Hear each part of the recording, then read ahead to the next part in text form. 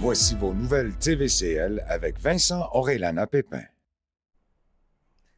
Mesdames et messieurs, bonjour. Ici Vincent Orellana-Pépin et bienvenue à votre bulletin de nouvelles TVCL pour la période du 3 au 9 octobre.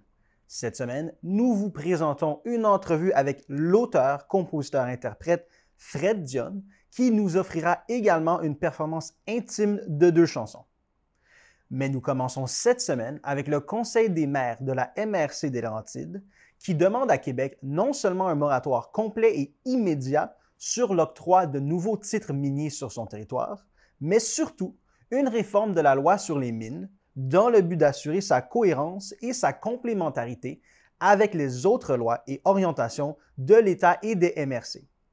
Tout comme sa voisine, la MRC de Papineau, le Conseil des maires de la MRC de Laurentides invite le gouvernement à tendre la main aux élus des municipalités et saisir l'urgence de mettre en place un moratoire complet sur l'octroi de nouveaux titres miniers sur son territoire, le temps qu'un pacte minier soit conclu entre Québec et les MRC.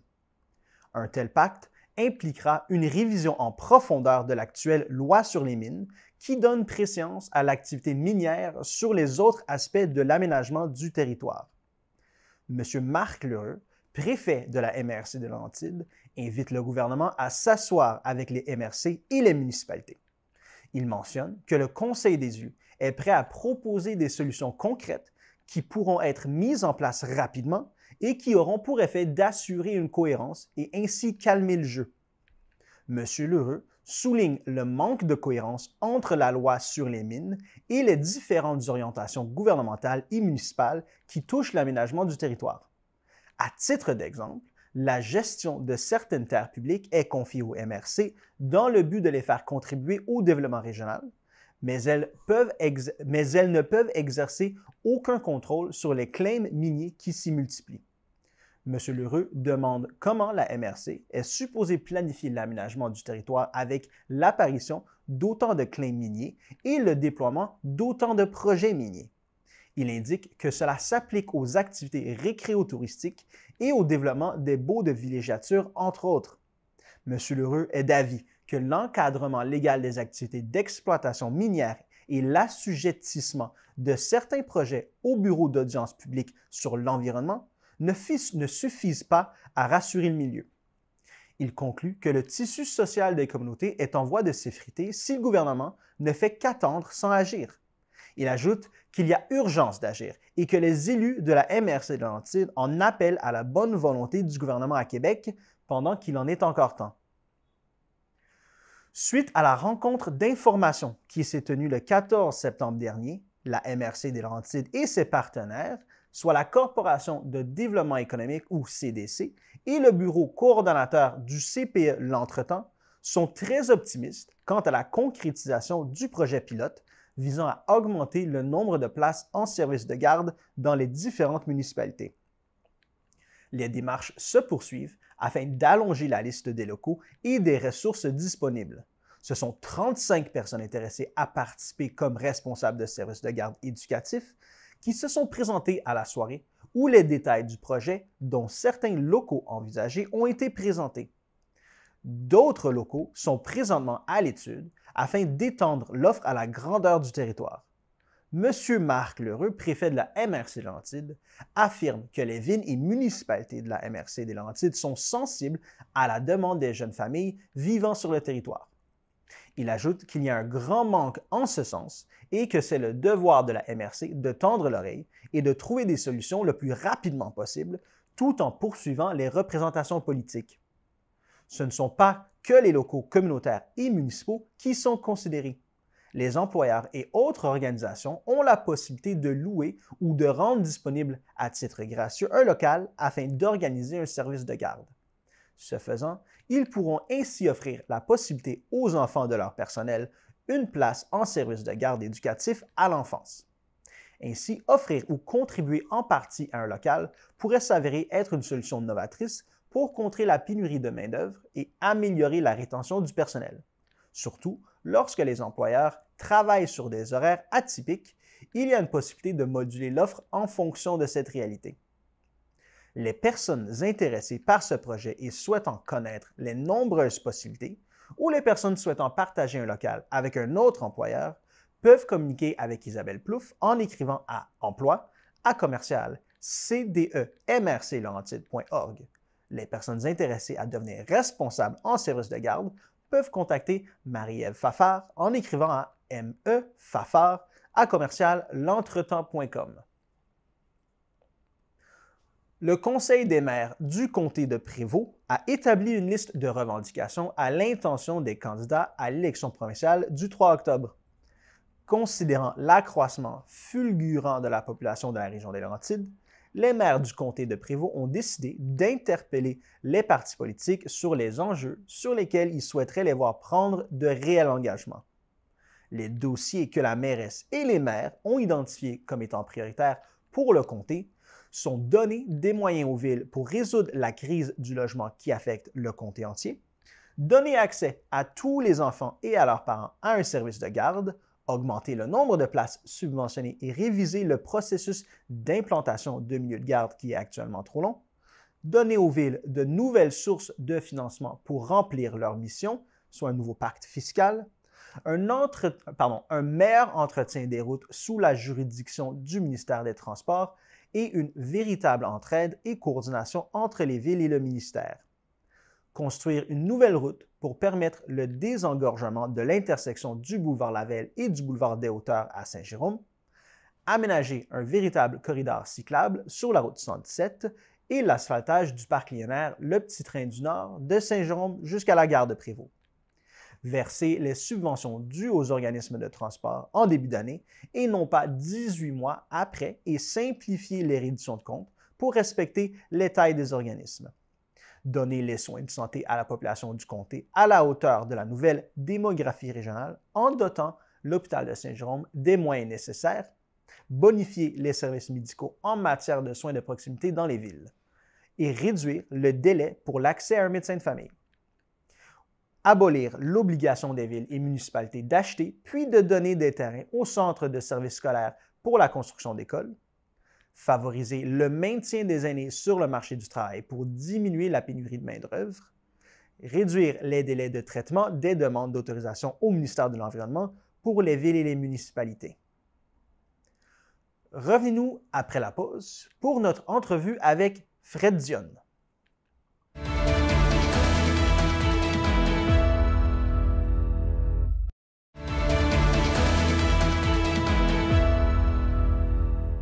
On a maintenant le plaisir d'être avec l'auteur, compositeur, interprète Fred Dionne qui s'apprête à lancer son tout premier album solo. Exactement. Ouais, le 14 octobre, l'album sort. C'est un processus de longue haleine, créer un album de rien parce que, comme je l'ai mentionné, auteur, compositeur, interprète, donc tu fais tout toi-même. Est-ce que la période entre la fin de l'enregistrement et le lancement, c'est une période stressante ou ça te passe des billes par-dessus la tête? C'est effectivement, c'est que il y a beaucoup de choses à penser. Parce que d'abord, en fait, à la base, comme tu dis, on part de zéro, on écrit des chansons. Moi, la pandémie, ça m'a servi à ça beaucoup. J'ai écrit énormément parce on y reviendra, mais moi, ça fait 7 ans que je travaille comme musicien, que je gagne ma vie avec la musique en étant accompagnateur, en travaillant au sein d'autres groupes et pour d'autres artistes. Les Jacks. Exactement. Batteur. Exactement. Colin, bien informé. Je fais de mon mieux. C'est parfait. Fait que c'est ça, on pourrait y revenir, mais bref, ça faisait 7 ans que je faisais ça. Fait que ça aurait été impossible pour moi de dire « Hey, excusez tout le monde, moi j'arrête, j'écris un album. » Fait que là, pendant la pandémie, j'ai commencé par écrire cet album-là ou finir des chansons que j'avais mises de côté depuis des années qui traînaient dans des tiroirs ou dans ma tête. T'sais. Fait que là, j'ai eu la chance de mettre du temps là-dessus pour finir ces tunes-là. Éventuellement, après ça, on est rentré en studio, on a fait une pré-production. Ça veut dire faire des essais avec les chansons, faire des tests d'instrumentation, trouver la direction de l'album. Après ça, il y a l'enregistrement de l'album qui a duré environ 8 mois. Après ça, l'album est prêt. Il reste toute la partie commercialisation, la préparation de la sortie du projet. Puis là, c'est ça. Ça aboutit le 14 octobre. Tu as mentionné qu'avant la pandémie, et je te cite en ce moment, ça aurait été impossible pour toi de dire « Hey, j'arrête puis j'enregistre un album ». Est-ce que c'est parce que tu as des engagements préalables ou c'est parce que l'inspiration suffisante pour créer un album tout seul t'étais pas encore arrivé? En fait, c'est vraiment parce que je manquais de temps pour mettre en œuvre ce que j'avais en tête, parce que j'avais plein de tunes. Il y a plusieurs tunes sur l'album qui ont été écrites pendant cette époque-là. C'est juste que je les mettais de côté. Comme je disais, j'avais pas le temps de mettre des énergies là-dessus. Tu sais. Tu étais sur la route beaucoup? Tout le temps. Ouais. Est-ce que la route, c'est un environnement propice à l'écriture ou ça, c'est quelque chose qui se fait mieux quand tu es tout seul chez vous ou à chaque soir, tu n'es pas devant des centaines de personnes en train de chanter? C'est un mix des deux, je trouve. La route, ça peut être inspirant. On voit tellement de paysages, on rencontre tellement de monde que ça fait germer des idées, mais c'est une fois rendu tout seul chez nous que je suis capable de les sortir. Ou, souvent, sur la route, mettons, je vais me prendre un mémo vocal quand j'ai une idée. Je vais enregistrer une mélodie sur mon téléphone qui me passe en tête parce que j'ai vu quelque chose, peu importe, on ne sait jamais d'où ça vient tout à fait. Fait que l'inspiration t'arrive sur la route, mais c'est juste rendu chez vous que tu es capable de catalyser ça pour en faire quelque chose d'écrit et de chanter, c'est ça? Exact. Puis ça varie tout le temps. Je veux dire, des fois, une chanson peut naître tout seul chez nous, dans le bureau. Il y en a plusieurs qui sont sortis comme ça, dans le noir, chez nous, un soir où je m'assois et que j'ai envie d'écrire ou que... Il y a des choses qui sortent comme ça, mais c'est arrivé, même récemment, j'allais au Saguenay pour une série de spectacles. Puis sur la route du Saguenay, j'ai eu une mélodie en tête puis une idée de mots. Puis là, finalement, j'ai écrit presque la toune au complet dans le char. C'est un exercice, mais ça arrive. Ce moment Eureka-là m'a toujours fasciné. Ouais. Est-ce que, parce que j'imagine que ça doit être différent pour tout le monde, mais pour toi, ce moment Eureka-là, est-ce qu'il t'arrive plus quand tu vois quelque chose, quand tu entends quelque chose? Est-ce que quand tu sens quelque chose? En fait, la question que je te demande, c'est lequel de tes sens est le plus inspirant pour toi? Ça fait-tu du sens? Ouais. Qu'est-ce qui le génère? Ouais, exact. Pour vrai, je saurais pas dire. En fait, là, c'est parce qu'écrire une chanson, il y a différentes étapes à ça. Il y a le moment d'inspiration, que ça, c'est un peu... Ça arrive soudainement. On ne sait jamais d'où ça vient. Okay. C'est une idée qui te passe en tête, comme n'importe quelle autre idée, comme regarder à l'extérieur et dire « Hey, c'est beau ça ». On dirait que ça peut arriver qu'il y a une mélodie ou des mots qui passent en tête. Par contre, il y a une période de travail par rapport à une chanson. C'est jamais que de la magie. Il faut prendre cette idée-là puis en faire quelque chose. Fait que c'est un beau mélange de plusieurs étapes. Parce que c'est rare, ça peut arriver qu'il y a une chanson qui va naître d'un coup puis qu'il reste juste à la mettre sur papier, mais c'est plutôt utopique de penser qu'une chanson va arriver et tomber du ciel. Ce processus-là. Parce que moi, quand je m'imagine un auteur, compositeur, interprète en train de créer une chanson, l'image qui me vient à l'esprit, c'est quelqu'un tout seul qui manque de sommeil, qui boit son 5e café parce qu'il est sur la même chanson depuis une semaine, parce que ça ne sera jamais parfait pour cet auteur, compositeur, interprète-là. Est-ce que tu, des fois, te retrouves à devoir te dire « ça suffit, c'est prêt », malgré le fait que ce ne sera jamais parfait, puis tu le sais? 100%. Tout le temps, hein? Ouais, c'est ça. À un moment donné, il faut s'arrêter et dire « bon, ça va être ça ». Parce que, ça fait mal, c'est dur, ça! C'est dur, mais tu vois, il y a des chansons... Il y en a pour lesquelles c'est plus dur que pour d'autres. Il y en a que je sens dès la première version que j'ai dit ce que j'avais à dire. Ça raconte ce que j'avais au fond de la tête. Ça dit la bonne chose. Après ça, on peut toujours modifier un mot, améliorer quelque chose. Mais souvent, j'ai le sentiment, ça c'est correct. Mais il y a d'autres tunes où, il y en a une par exemple sur l'album qui s'appelle Les Vagues. Elle a changé tellement de fois dans le processus. Je pense que ça doit faire 2 ans qui a été écrite, mais elle a tout le temps changé pour finir avec une version qui s'est terminée à la dernière seconde en studio. Puis là, on a dit, bon, là, ça va être ça. Parce que je me demande tout le temps, c'est-tu vraiment ça que je veux dire de telle façon? Il n'y aurait pas un meilleur mot pour imaginer ce que j'ai en tête.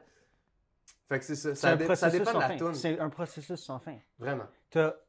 Est-ce que c'est possible de produire de la musique de qualité sans avoir quelque chose à dire? Mon Dieu, c'est une bonne question. Merci. Oui, clairement. Ben, je veux dire, il y a de la bonne musique instrumentale dans la vie. Non, je veux dire, sans avoir un message à passer. Avoir quelque chose à dire, je parle pas de juste instrumental. Si tu ne veux pas faire passer un message, si tu n'as rien à dire, est-ce que la chanson qui en découle peut être de qualité? Est-ce qu'elle peut être importante?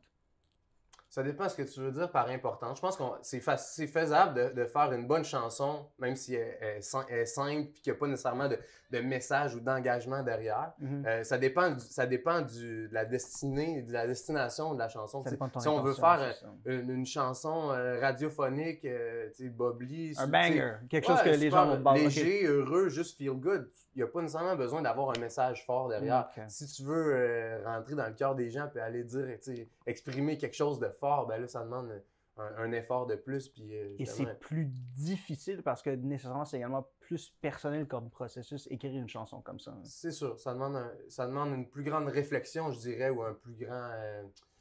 plus d'efforts pour être sûr justement de trouver le mot juste, dire ce qu'on veut vraiment. Les Vagues, ton album qui sort donc le 14 octobre, la plupart des chansons, est-ce que c'est plus, comme tu le dis, radiophonique, juste pour faire bouger les gens un petit peu, ou c'est plus introspectif que ça? Ben, je pense que c'est un beau mélange des deux. Il y a quelques chansons, c'est à peu près moitié-moitié. Il y a environ 4-5 chansons plus rythmées, il y a 4-5 chansons plus douces. C'est un album de 11 chansons au complet. L'album s'appelle Highways. C'est un album de route. J'ai-tu dit que l'album c'était Les Vagues? Ouais, ben en fait, c'est pas. Ben non, la chanson, c'est Les Vagues. Puis... Il y a une chanson qui s'appelle Les Vagues. L'album s'appelle Highways parce que c'est un album qui se veut feel good à la base, qui est un album de route qu'on peut mettre dans la voiture puis juste se laisser porter. Mais il y a beaucoup de chansons qui sont plus rythmées, qui ont un message derrière, il faut juste à porter attention. Toutes les chansons ont été inspirées par certaines choses, puis je m'amuse en spectacle à raconter ces histoires-là pour que les gens vraiment se sentent avec moi, comme au moment où je les ai écrites, t'sais. Fait que c'est ça. Autant les ballades que les chansons plus rythmées, ils ont tous un petit message derrière.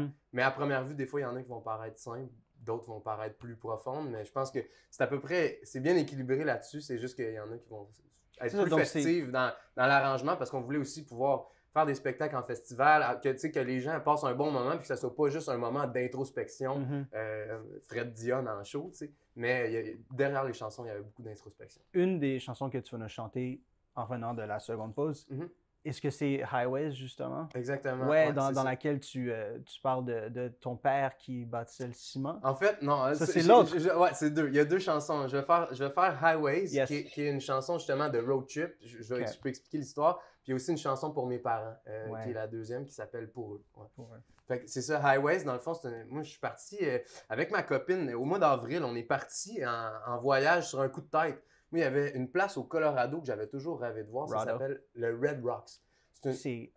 C'est prend l'endroit au monde où l'acoustique doit être le meilleur, puis c'est 100% naturel, right? C'est 100% naturel. C'est une salle de spectacle forgée à même les montagnes rouges du Colorado, puis j'avais toujours rêvé de voir ça. Puis j'en parlais à ma copine cet hiver, puis elle connaissait pas l'endroit. Fait que là, j'y montre des photos sur Internet de la place. J'y montre des extraits de spectacle. Puis là, on se retrouve par hasard sur le site web du Red Rocks. Puis là, on voit la programmation. Finalement, on achète 2 billets, puis on part là-bas. Fait qu'on a pris 4-5 jours autour de Denver pour en profiter. Mais moi, il n'y avait jamais de personne qui m'avait dit « Hey, il faut que tu ailles à Denver, va voir ça, c'est malade. » Mais depuis qu'on est revenu, c'est moi qui dis ça à tout le monde. On a trippé, on est vraiment tombé en amour. Puis finalement, le spectacle, c'était comme un bonus, là, finalement. Trevor Hall, on est allé voir. C'est un de mes artistes favoris qui fait du genre de folk indie. Il a varié de style beaucoup au fil des années, mais bref. On est allé voir ce spectacle-là, puis comme je dis, le show, c'était presque juste un bonus. On est tombé en amour avec la place dans les 4-5 jours qu'on était là-bas. Fait que bref, on est revenu ici, puis moi, ça, c'est la dernière chanson pour l'album que j'ai écrite. On est revenu ici, puis finalement, naturellement, j'ai eu envie de parler du voyage, ou de parler de voyage en général, de ce genre de road trip-là, improvisé sur un coup de tête.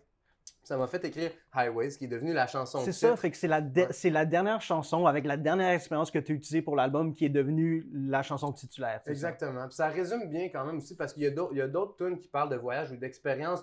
Parce que justement, on parlait de route tantôt. Autant avec la musique, j'ai fait tellement de routes dans les dernières années que pour le plaisir aussi, j'ai toujours été voyageur. J'ai toujours aimé aller voir un peu plus loin. Fait que je me suis promené beaucoup dans les dernières années avant la pandémie. J'ai voyagé un peu partout dans le monde. Fait qu'il y a des chansons qui parlaient de ça aussi. Fait qu'on dirait qu'avec Highway, c'était justement, on dirait que ça a tout clarifié, ça a tout mis ensemble. La thématique de l'album, dans le fond, c'était ça sans même que je le sache. Tu as ouvert avec les Jacks pour Bryan Adams. Ouais. Pour toi, c'est quoi ton Summer of 69 personnel? Mon Dieu, c'est une bonne question. Merci. C'est original, parce que je l'ai jamais eu, celle-là. Je fais de mon mieux.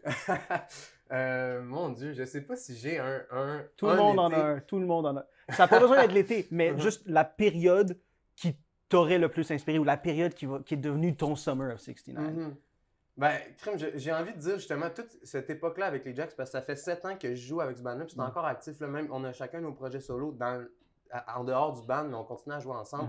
Puis c'est comme une grosse épopée. Disons, avant la pandémie, on a fait 5 ans de travail intense ensemble. Bon, justement, on a parcouru le Québec en band.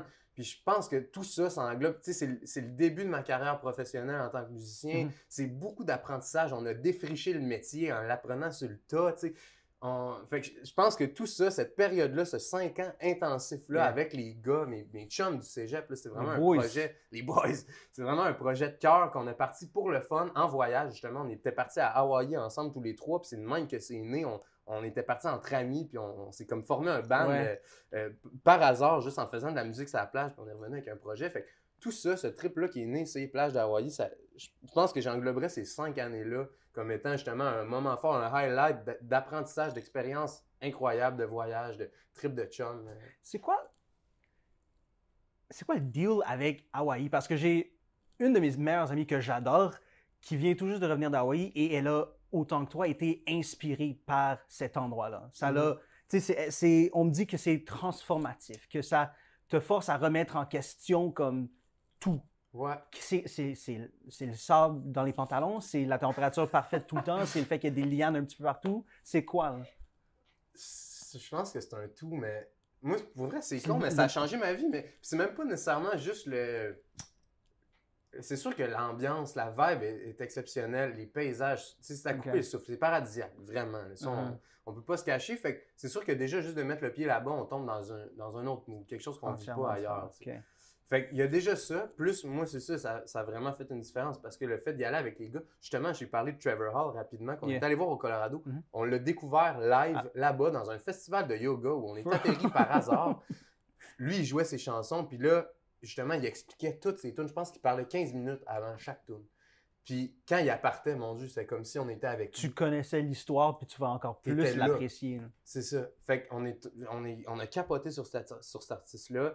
Moi, c'est resté près de moi. J'ai toujours suivi sa musique après. Je l'ai suivi en spectacle. Je suis allé le voir une couple de fois par la suite.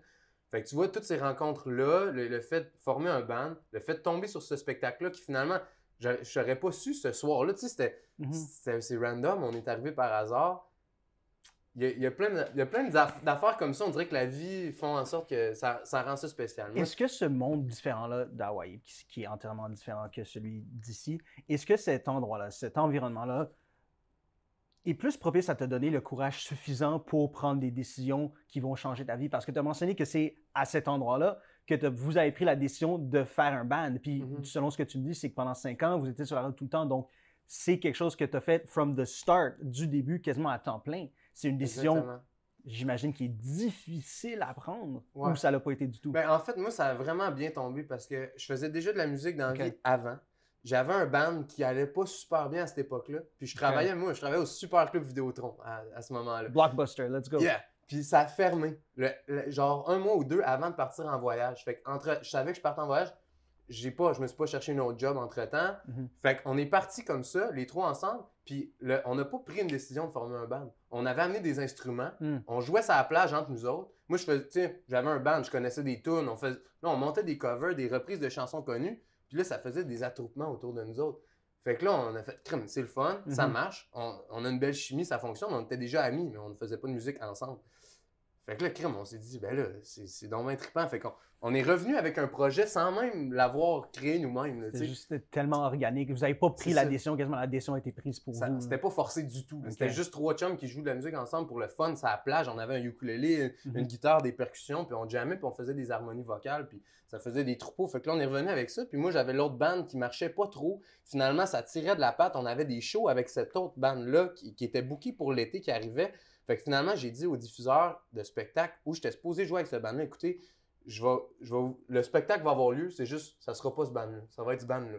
Fait que ça nous a forcé à monter du répertoire. Rapidement. Fait que moi, j'ai jamais eu besoin de me retrouver un autre emploi.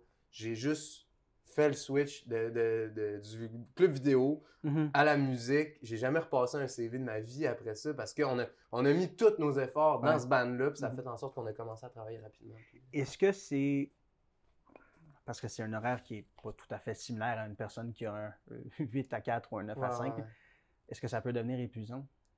Seul l'est, c'est sûr. Mais en même temps, c'est tellement passionnant. C'est sûr que, puis tu vois, là, l'été achève, puis c'est pas fini. Là, il reste beaucoup de spectacles encore jusqu'au mois de novembre, même décembre. Fait que c'est un gros high d'énergie. Ça demande beaucoup d'efforts. Puis là, justement, dernièrement, je fais attention. J'essaie de me coucher tôt quand j'ai la chance parce que ça demande beaucoup d'énergie, c'est sûr. Puis c'est beaucoup de voyagement, on n'est pas souvent à la maison. Fait que autant c'est trippant, ça peut paraître glamour, c'est cool, tu sais. Mais ça demande beaucoup d'efforts, c'est une grosse discipline, il faut faire la part des choses parce que si à tous les soirs c'était la fête puis que ça serait pas faisable d'en vivre, là, ça serait trop dangereux pour la santé, on se rendrait pas au bout. Fait que là, on est à l'automne, comme tu l'as mentionné, la saison forte c'est sûrement l'été, l'automne arrive, il reste quelques petits shows. Est-ce qu'ensuite l'hiver, ça devient une période, pas de transitoire, mais une période pendant laquelle tu peux plus relaxer et recommencer à écrire de nouveau parce que là, le premier album est pondu. Est-ce que les gens vont s'attendre à un second anytime soon? Ben, écoute, à suivre, on verra la réaction. Présentement, ça va super bien. J'ai sorti 2 chansons jusqu'à présent. La réaction est super bonne. Les gens aiment ça. Je fais beaucoup de spectacles. En spectacle, ça va bien. Fait que, effectivement, j'ai déjà en tête un deuxième album. Quand c'est trop dur à dire. Je veux dire, on va sortir le premier. Après ça, on va faire un plan pour la suite. Mais il y a des chansons qui sont prêtes ou que j'ai en tête parce que j'avais la chance d'avoir une bonne banque de tunes pour le premier album. Fait que, il y en a plusieurs qui n'ont pas fait la cote du premier pour des raisons d'homogénéité, pour des raisons de profondeur aussi. On veut aller chercher une profondeur de plus peut-être pour le deuxième. Fait que j'ai un plan en tête, reste à le finaliser puis le mettre en œuvre. Mais le premier, le projet principal, sortir l'album, la tournée 2023 qui va suivre en lien avec l'album. Fait que c'est ça, l'hiver, c'est un bon moment pour recharger les batteries, créer des nouvelles choses pour préparer la suite. Puis, c'est ça. Question pour toi. Je te donne 3 options, tu vas me dire laquelle est la plus stressante. Numéro 1, tu fais un show devant 5000 personnes au Festival de bière de Sainte-Adèle. Numéro 2, tu fais un show devant des centaines de personnes. Par contre, tu es jugé par... C'est-tu 3 ou 4 juges à Star Academy? C'est 3, je pense. 3, disons. Et tu sais eux qui décident de ton sort. Ou est-ce que c'est la première fois que tu joues une tune pour une personne qui ne l'a jamais entendue et c'est la première fois que tu joues la tune tout court? Ben, si tu n'avais pas nommé la 3e question, j'aurais répondu la deuxième réponse. Parce que jouer pour un jury, j'ai toujours trouvé ça ingrat parce que c'est pas l'essence de la musique puis de l'art, c'est pas d'être jugé. Quand tu t'en vas te performer pour te faire juger, tu pars déjà avec un... je m'en vais faire ce que je fais de mieux, puis je le donne au monde. Je ne le vais pas pour me faire juger. Fait que ça a été ma réponse. Mais là, je vais répondre parce que, par exemple, la chanson pour mes parents, on en a parlé vite fait tantôt. Mes parents sont enseignants, sont profs, puis pendant la pandémie, ça a été dur là, pour les profs. Puis c'est le genre de profs qui vont tout le temps en faire un peu plus pour rendre ça agréable pour les élèves. Puis là, je leur disais pendant la pandémie, levez le pied un peu, attendez, puis ils sont profs en musique. Imagine-toi enseigner à 2 mètres de distance à un jeune de 14 ans qui essaie d'apprendre la trompette, puis avec un masque et une visière, place ta bouche plus de même, c'est impossible. Fait que c'était dur pour eux, puis j'y voyais travailler fort, puis je trouvais que ça n'avait pas de bon sens. Je leur disais, attendez que ça finisse, puis vous remettrez les bouchées doubles après. Mais ils ne m'écoutaient pas, fait que je me suis comme fâché, puis j'ai écrit une toune. Ça s'appelle Pour eux. Mais tu vois, la première fois que je leur ai joué cette tune-là, c'était un moment... Ça, c'était stressant. J'ai aucun doute là-dessus. Encore une fois, même parce que j'explique cette histoire-là en spectacle, fait que même quand ils sont pas dans la salle, avant de la jouer, il y a un petit quelque chose parce que c'est très, très personnel. Je sais que les gens comprennent à 100% ce que je raconte. Puis quand ils sont là, ben, c'est sûr que c'est encore... Aujourd'hui, je l'ai écrit justement l'hiver passé. Ça fait 1 an environ que je la joue, la chanson, puis... Il l'a entendu plusieurs fois, mais encore une fois, à chaque fois qu'ils sont là, c'est un petit quelque chose de... Parce que ça revient un petit peu à ce dont on parlait tantôt. Lorsque tu as quelque chose à dire, quelque chose d'important à dire, la toune va nécessairement être plus personnelle. Et là, quand tu la joues à tes parents ou à chaque fois que tu la joues, tu t'adresses à la personne à qui tu as quelque chose à dire. Et tu veux que cette personne réagisse bien, qu'elle le prenne bien, qu'elle l'apprécie autant que toi, tu as mis d'efforts à l'écrire pour ces personnes-là, right? Ouais, exact. Fait que c'est ça, fait que finalement, c'est ça. Ma réponse, c'est l'option 3. La chanter à la personne pour qui c'est écrit, c'est le plus stressant. Est-ce que c'est par contre également, est-ce que ça se pourrait que ce soit l'option également qui est la plus gratifiante? Tout à fait. Ouais, c'est la plus stressante parce que tu te mets à nu vraiment, puis là, tu livres ce que tu avais au fond de toi. Mais une fois que c'est fait, ben, quelle délivrance, tu sais. Ouais. Est-ce que c'est cette délivrance-là, est-ce que c'est quelque chose que toi, particulièrement, spécifiquement toi, pas les autres musiciens, toi, est-ce que c'est quelque chose que tu es en mesure d'aller chercher en quelque part d'autre ou c'est juste un outlet, c'est juste un épanouissement qui devient en jouant de la musique? c'est sûr que la musique, ça va rester la chose la plus forte pour moi. Mm.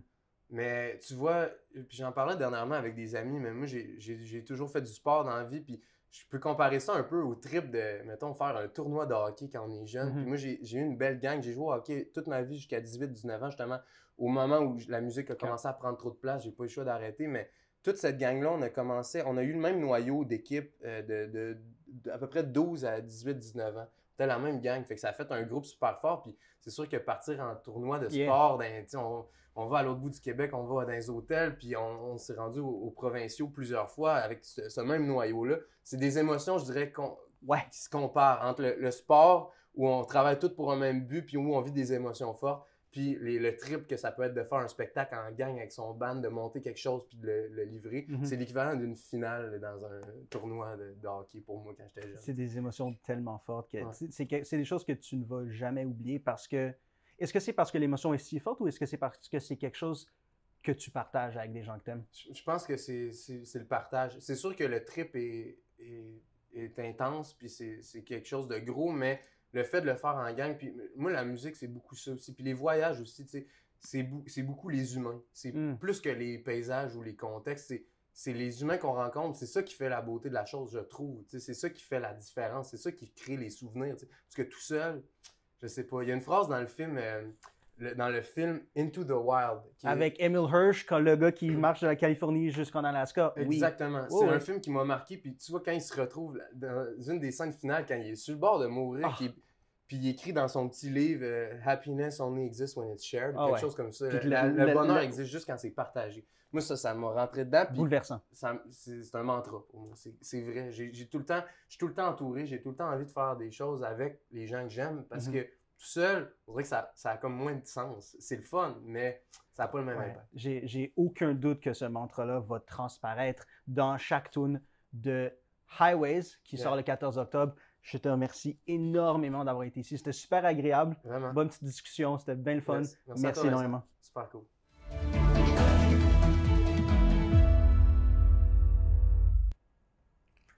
La ville de Prévost a annoncé un projet de réfection du parc de planche à roulettes du domaine Laurentien. Ce nouveau parc de planche à roulettes pourra être construit en grande partie grâce au soutien de Développement économique Canada pour les régions du Québec. Le reste du projet, dont le coût total est estimé à 401 000 $, sera financé par le fonds de parc de la ville. Ces nouvelles installations viendront remplacer les anciennes qui sont vétustes. Ce renouveau était attendu depuis longtemps des amateurs de planches à roulettes qui ont de quoi se réjouir car les travaux seront réalisés en 2022. Afin de bâtir un projet porteur à l'image de la communauté de la ville de Prévost, la ville avait tenu en octobre et en novembre 2021 des séances de consultation citoyenne en vue du réaménagement de son parc de planches à roulettes. Dans le cadre de cette démarche, elle souhaitait impliquer le maximum de personnes qui profitent du parc afin de récolter leurs commentaires et suggestions dans l'intention d'améliorer le site. Le partage de leur vision, de leurs préférences et de leur expérience a permis à la Ville de bien saisir leurs attentes et d'adapter le projet à leurs besoins. M. Paul Germain, maire de Prévost, mentionne que grâce au soutien financier du gouvernement fédéral très important et aux montants perçus par la taxe sur le lotissement qui sont accumulés dans le fonds de parc et terrain de jeu, tous les futurs travaux du plan Chaudrome seront réalisés sans impact sur les taxes des citoyens de Prévost. Il ajoute que le parc sera plus sécuritaire et à la hauteur des besoins des jeunes en 2022 et que cela fera un lieu tout désigné pour que les jeunes puissent se rassembler et passer du temps à l'extérieur. Loisirs Laurentides a lancé le tout nouveau programme EX3. Il s'agit d'un programme plein air conçu exclusivement pour les enseignants de la région qui souhaitent faire de l'enseignement en plein air. Par l'instauration de son nouveau programme EX3, Loisirs Laurentides souhaite outiller et encadrer les enseignants dans leur démarche pour structurer le plein air dans leur milieu. Dès maintenant et au fil des prochains mois, Loisirs Laurentides, par l'entremise du programme EX3, proposera aux enseignants de la région de se joindre à différentes initiatives telles que la communauté de pratique et le programme de mentorat. L'organisme invite également les enseignants à participer à diverses formations entourant le plein air. Sébastien Hainaut, agent de développement plein air de Loisirs-Laurentides, mentionne que l'organisme croit que les nouvelles aptitudes qui seront développées par les enseignants grâce aux activités du programme permettront ultimement aux jeunes d'aller plus souvent à l'extérieur. Il ajoute que cela permettra aux jeunes d'évoluer dans un contexte sécuritaire pour développer leur intérêt pour la nature. Pour s'inscrire, les personnes intéressées peuvent se rendre à la page web loisirs-laurentides.com/secteur-activité/plein-R. Dans le but de personnaliser et d'embellir son site Internet, ainsi que ses documents d'information à venir, la municipalité de Lac-Tremblant-Nord souhaite lancer un appel à tous ses citoyens pour qu'ils lui fassent parvenir leurs plus belles photos de Lac-Tremblant-Nord. La municipalité est à la recherche de photos mettant en valeur la beauté naturelle et les paysages extraordinaires du territoire, la faune et la flore, ainsi que des photos témoignant de l'histoire de Lac-Tremblant-Nord. Les plus belles photos reçues seront ajoutées dans les divers documents d'information de la municipalité ainsi que sur le site Internet avec un crédit photo indiquant l'auteur. Il n'y a pas de date limite pour faire parvenir des photos, mais si vous êtes intéressé à les partager, vous pouvez les transmettre par courriel à l'adresse info@lactremblantnord.qc.ca. Pour toute question, vous pouvez communiquer avec la municipalité au 819-425-8154. Revenez-nous après la pause pour une performance musicale de Fred Dionne.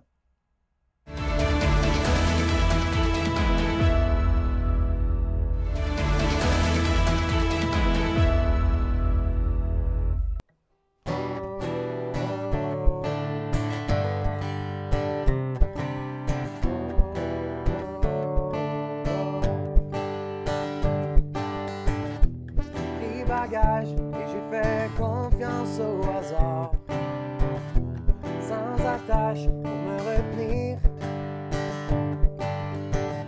Un petit peu de cash, juste assez pour gazer mon char. Je pensais plus jamais revenir. Parti aux States sur des highways, je me suis fondu dans le décor.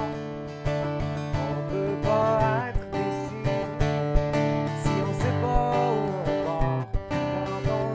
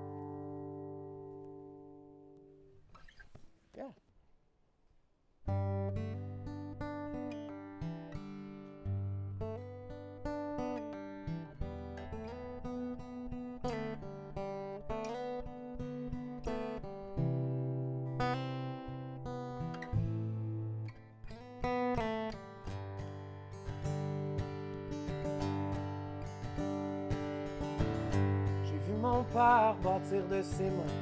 J'ai vu ma mère en prendre soin. Je les ai vus sans le faire pour rien.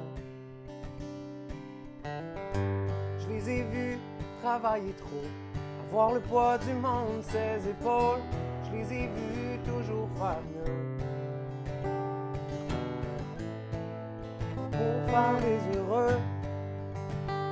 Mais eux, ils font tout pour qu'on soit bien. On a beau dire ce qu'on veut, il me semble qu'il serait dû pour du temps pour eux.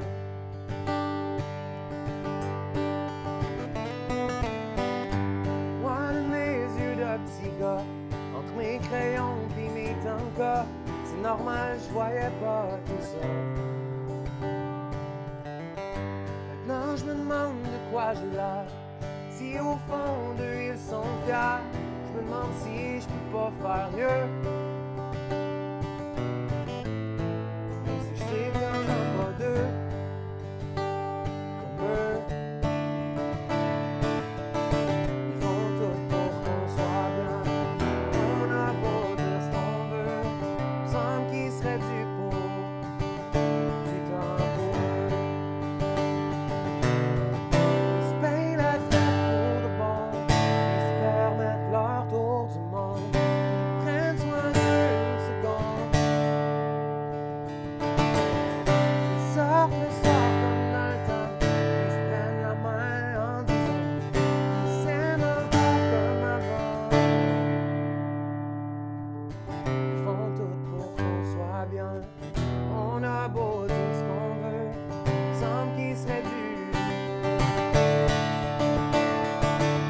Ils font tout pour qu'on soit bien. On a beau dire ce qu'on veut, il semble qu'il serait dû. Il semble qu'il serait dû pour du temps pour eux.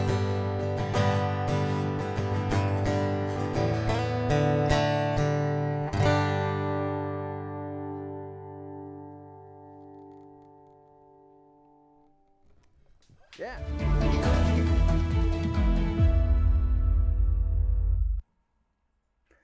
À Valmorin, les personnes qui ont besoin de l'assistance du service des travaux publics afin d'effectuer la fermeture de leur réseau d'aqueduc d'été peuvent contacter directement le service afin d'en faire la requête.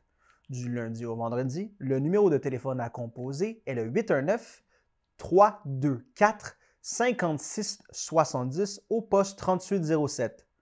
Les fermetures seront effectuées à compter du 11 octobre. Aucun rendez-vous n'est émis. La fermeture de votre réseau sera effectuée selon les visites par secteur. Afin de réaliser une nouvelle politique culturelle et patrimoniale touchant l'ensemble du territoire, la MRC d'Antoine Labelle organise une consultation publique. Cette dernière se déroulera jusqu'au 23 octobre 2022 et permettra à la population et aux acteurs culturels de partager leur vision du développement culturel régional. La première politique culturelle de la MRC d'Antoine Labelle a été réalisée il y a maintenant 10 ans. Afin de s'adapter aux réalités et aux besoins actuels, la MRC souhaite adopter une nouvelle politique.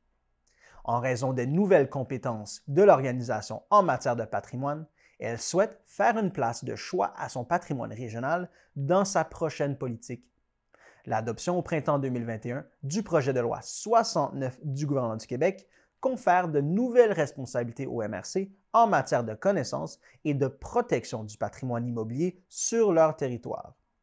Avant même l'entrée en vigueur de ces nouvelles mesures, la MRC a conclu en 2020,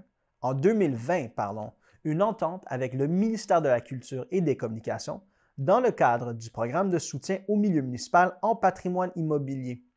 Cette entente vise à mieux outiller les citoyens et municipalités pour la préservation du patrimoine immobilier, notamment en ce qui a trait aux connaissances, à la mise en valeur, à la protection et à la transmission du patrimoine. Selon la définition du MCC, une politique culturelle est une reconnaissance publique de l'importance de la culture dans le développement d'une collectivité et exprime donc une vision commune et partagée de la culture. Chaque politique culturelle est unique et adaptée au contexte local ou régional afin de répondre aux enjeux et besoins du milieu. La participation publique est au cœur de la démarche d'élaboration d'une politique culturelle. La culture de la MRC d'Antoine Labelle puise ses racines dans le décor riche et varié de la nature omniprésente, s'abreuve dans son histoire, son patrimoine, ses traditions régionales et son contexte unique. L'ensemble de ces éléments façonne le caractère et l'identité distinctifs de la population. Puisque la vie culturelle du territoire s'appuie sur ces communautés, en plus d'être essentielle à la qualité de vie de la population, la MRC d'Antoine Labelle souhaite que sa nouvelle politique permette aux gens d'être fiers de leur culture et de leur patrimoine, en plus de se l'approprier. Afin de permettre la réalisation d'une politique culturelle et patrimoniale identitaire représentant les enjeux, les forces et les opportunités propres aux milieux culturels et patrimoniaux de la région, la MRC d'Antoine Labelle a besoin de la participation de la population locale et des acteurs culturels du territoire. Pour participer à la consultation, les gens sont invités à compléter le formulaire disponible sur le site web de la MRC d'Antoine Labelle. Le formulaire est également disponible au bureau de la MRC, au bureau des municipalités de la MRC et dans les bibliothèques municipales. Les participants à la consultation courent la chance de gagner l'un des 3 prix, soit une paire de billets pour le spectacle I.O. Dominique Leclerc, le 28 octobre prochain à l'espace théâtre Munispec Mont-Laurier, ou l'un des 2 certificats cadeaux à la librairie des Hautes-Rivières d'une valeur de 50 $.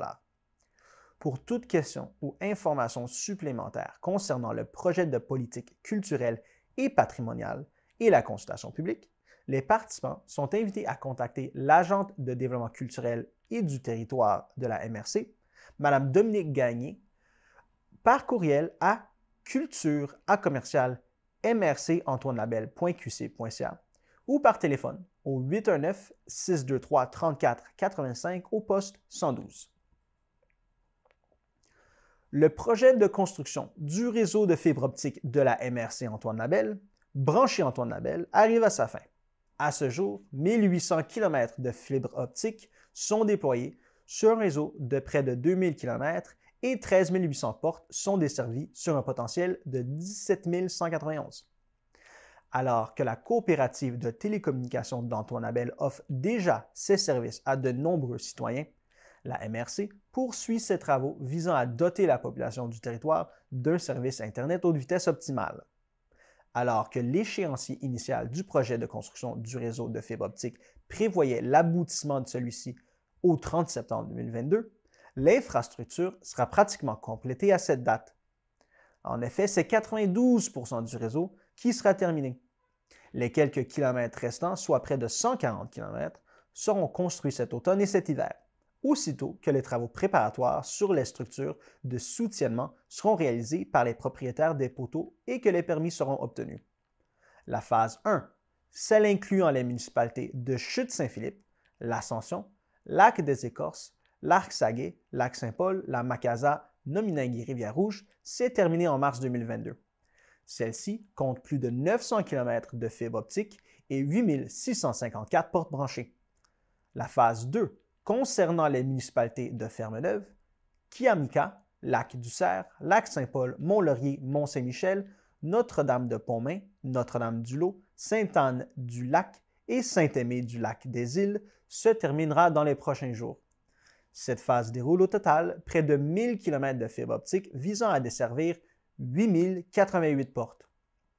Annoncé en juillet 2021 dans le cadre du volet Éclair 2 de l'opération Haute Vitesse, la MRC Antoine Labelle déploie la phase 3 du projet qui sera également complétée cet automne. Celle-ci, qui représente environ 100 km de fibre optique, permet d'ajouter 449 portes à son réseau de fibre optique couvrant l'ensemble du territoire. Afin de finaliser la construction du réseau, les étapes de fusion des câbles et des tests réseau se poursuivront cet automne et cet hiver. Ces étapes sont essentielles au bon fonctionnement du réseau Internet haute vitesse et permettront ensuite de desservir l'ensemble des portes qui compléteront le réseau sur l'ensemble des 17 municipalités du territoire. Voilà, c'était tout cette semaine pour votre bulletin de nouvelles TVCL. Je remercie Fred Dionne d'avoir été des nôtres et je vous remercie d'avoir été à l'écoute. À la semaine prochaine.